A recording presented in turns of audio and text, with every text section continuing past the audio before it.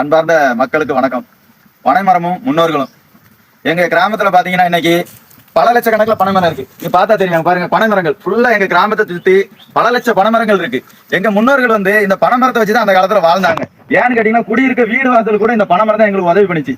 அந்த காலத்துல இந்த காங்கிரீட் வீடெல்லாம் கிடையாது, அதுக்குண்டான வசதிகளும் எங்கள்கிட்ட கிடையாது. இந்த பனை ஓலை இருக்குல்ல, இந்த பனை ஓலையில நாங்க குடிசை அமைச்சுதான் நாங்க அந்த குடிசையில வாழ்ந்துகிட்டு இருந்தோம். எங்களை காப்பாத்தினதே இந்த பனைமரம் தான். எங்க முன்னோர்களை இந்த ஓலை குடிசையில இருந்தா எங்களெல்லாம் ஆளாக்கியிருக்காங்க எங்க முன்னோர்கள். எங்களுக்கு அடிக்கிற வெயிலுக்கும் சரி, ஒட்டுற மழைக்கும் சரி, அந்த குடிசை தான் பாதுகாப்பு கொடுத்தது.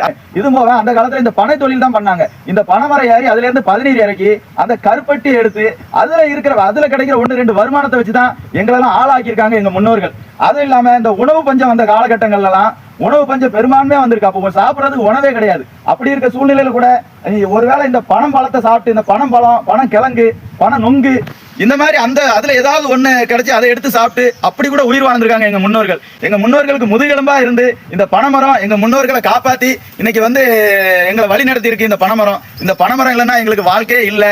இந்த பனைமரத்தை எங்களுக்கு மட்டும் இல்ல, நிறைய மக்களோட வாழ்வாதாரமா இருந்திருக்கும். எனக்கு தெரிஞ்ச விஷயத்த நான் சொல்லியிருக்கேன். எங்க கிராமத்துல நடந்த விஷயம் இதுவும் நிறைய மக்களுக்கு வாழ்வாதாரமா இருக்கு. பனைமரங்களை பாதுகாப்போம். நமக்கு அந்த பழம் கிடைக்கிற சீசன்ல பூரா அந்த விதையை எல்லா இடத்துலயுமே போட்டு நிறைய பனைமரங்களை உற்பத்தி செய்வோம். நன்றி, வணக்கம்.